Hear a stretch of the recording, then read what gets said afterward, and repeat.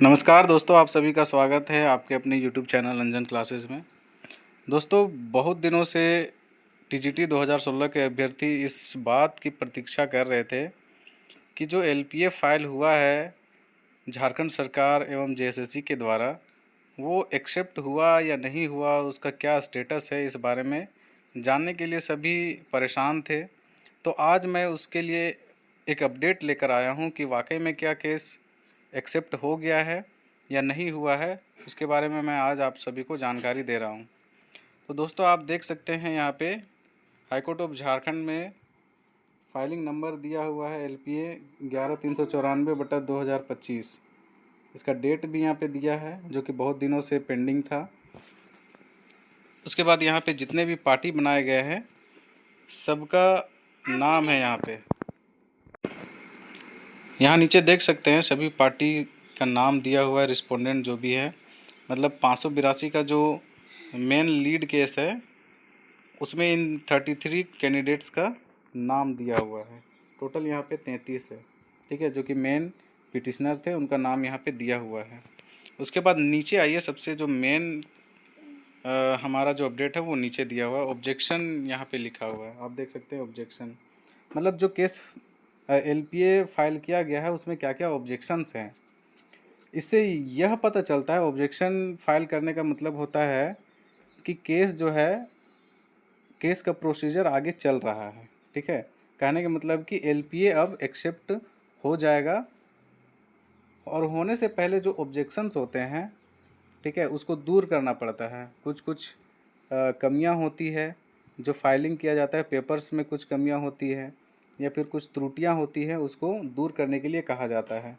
उसको दूर करने के बाद केस का प्रोसीजर जो है आगे चलने लगता है, ठीक है। आप यहाँ देख सकते हैं एक डेट लिखा हुआ है, रीड्रेसल डेट। इसका मतलब होता है कि निवारण करने का, मतलब जो भी त्रुटियां हैं उसको निवारण करने का एक तारीख दिया हुआ है कि कब तक आपको इसका निवारण कर लेना है। तो वो डेट है 3/11/2025, ठीक है। यानी 3 नवंबर 2025 तक इस ऑब्जेक्शन को ख़त्म कर लेना है। और ये काम कौन करेगा? तो जेएसएससी करेगी, क्योंकि उन्होंने ही LPA फाइल किया है, ठीक है। यहाँ पे नंबर 1 2 3 करके दिया हुआ है कि कौन कौन से ऑब्जेक्शंस हैं जिसको दूर करना है, ठीक है। जैसे पहला में लिखा हुआ है कि इन टाइम, तो यस लिखा हुआ है, टाइम्स।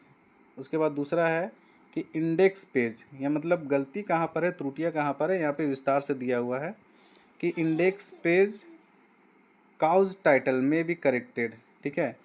इसको दूर करना है, काउज टाइटल को। उसके बाद फर्स्ट पेज ऑफ मेमो, यानी कि काउज टाइटल इसमें भी है, फर्स्ट पेज में जो त्रुटियाँ हैं उसको दूर करना है। उसके बाद है एग्रीव्ड पोर्शन। अब यहाँ पे एग्रीव्ड पोर्शन मतलब क्या होता है कि आप किस चीज़ से, यानी कौन से फैसले से असंतुष्ट हैं, वो यहाँ पे क्लियरली जेएसएससी ने मेंशन नहीं किया था। तो इसलिए यहाँ पे नंबर 4 में लिखा हुआ है कि aggrieved portion connected case details, ठीक है, नेम ऑफ ऑनरेबल जज में बी करेक्टेड, यानी जज का जो नाम है उसको करेक्ट किया जाना है, ठीक है। उसके बाद नंबर 5 में है एफिडेविट, ठीक है। Affidavit paragraph number blank space in para 4 में भी फिल्ड अप, यानी कि जो ब्लैंक स्पेस है पैरा 4 में, जो भी वो लोग दिए होंगे अपना कागज़ डॉक्यूमेंट दिए होंगे, उसमें पैरा 4 में कुछ त्रुटियां हैं, कुछ ब्लैंक है, मतलब खाली छोड़ा हुआ है, उसको फिल करना है, ठीक है। नंबर 6 में लिखा है सर्टिफिकेट, ठीक है। सर्टिफिकेट में क्या क्या त्रुटियां हैं? तो signature and enrolment number of learn council enrolment number is missing, ठीक है। तो ये गलती है वहाँ पे कि इनरोलमेंट नंबर मिसिंग है, उसको दूर करना है। और नंबर 7 में है annexure A handwritten fainted note easily readable, ठीक है। मतलब एक जगह ऐसा है जो हाथ से लिखा हुआ है और वो धुंधला है, फेंटेड मतलब धुंधला है, जो आसानी से पढ़ा नहीं जा रहा है, तो उसको दूर करने के लिए कोर्ट ने कहा है, ठीक है। उसके बाद यहाँ पे आप देख सकते हैं इस बिंदु में लिखा है ऑब्जेक्शन कंप्लाइंस डेट, यानी कि ये जितने सारे ऑब्जेक्शंस हैं इसको कंप्लीट करना है 3/11/2025 को। 3 नवंबर 2025 को सारे ऑब्जेक्शंस को कंप्लीट कर लेना है। उसके बाद ये केस की प्रक्रिया आगे बढ़ जाएगी। कहने का मतलब है दोस्तों कि केस जो है एक्सेप्ट हो जाएगा, है ना। एलपीए एक्सेप्ट हो जाएगा और इसके लिए हम लोगों को मतलब तैयार रहना है, कमर कस लेना है लड़ने के लिए कि आगे की तैयारी क्या करनी होगी और सबको अब इसमें लग जाना होगा, ध्यान देना होगा। अंतिम बिंदु में लिखा है कि केस ट्रांसफर टू स्टैब्लिशमेंट, यानी कि इस केस को पहले तो हम लोग जानते हैं कि फर्स्ट बेंच में था, अब इस केस को ट्रांसफ़र कर दिया गया है सेकेंड बेंच में। वही यहाँ पे लिखा हुआ है कि केस ट्रांसफ़र टू स्टैब्लिशमेंट, यानी कि 14/10/2025, यानी कि आज 14 तारीख है, आज के दिन वीडियो बना रहा हूँ, आज ही के दिन इस केस को ट्रांसफ़र किया गया है। अब इसका मतलब अगर आप जानना चाहते हैं केस ट्रांसफ़र टू एस्टेब्लिशमेंट का विस्तार से क्या अर्थ होता है, तो उसके बारे में भी मैं आपको बताता हूँ। आप यहाँ पे देखिए कि केस ट्रांसफ़र टू एस्टेब्लिशमेंट का मतलब है कि एक मामला एक अदालत से दूसरी अदालत में स्थानांतरित कर दिया गया, ठीक है।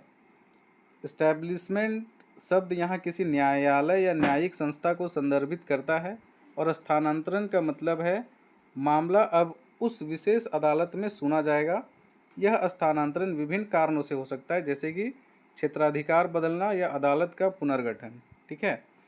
तो कहने का मतलब है कि बेंच चेंज हो रहा है, इसलिए वो बिंदु वहाँ पे लिखा हुआ है कि केस जो है अब डबल बेंच में सुना जाएगा और वो आज के ही दिन ट्रांसफ़र कर दिया गया है, ठीक है।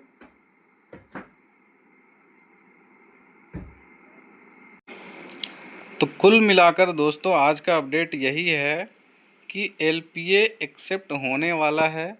आज के डेट से ही इसको ट्रांसफ़र कर दिया गया है और बहुत जल्द केस अपने रेगुलर प्रोसीजर पर चलने लगेगा। अब हम लोगों को इसके लिए बहुत अधिक तैयारी करने की आवश्यकता है।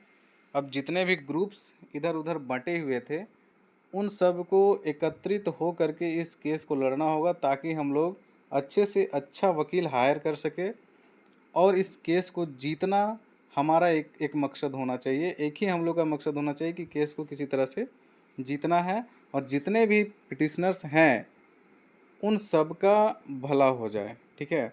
जितने भी मेरिटोरियस पिटिशनर्स हैं सबका भला हो, और जो इतने सालों से नियुक्ति की आस देख रहे हैं, ये लगभग 2018 से ये केस चल रहा है, तब से लोग परेशान हैं इस नियुक्ति के चक्कर में। तो उनका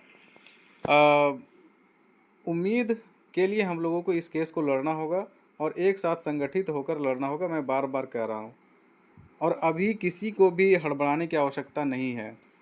बहुत से लोग अलग अलग ग्रुप बनाकर अपने अपने अनुसार काम को आगे बढ़ाने का कोशिश कर रहे हैं। तो मैं आप सभी से कहना चाहूँगा कि अभी आप लोग हड़बड़ाइए नहीं, केस को लगने दीजिए।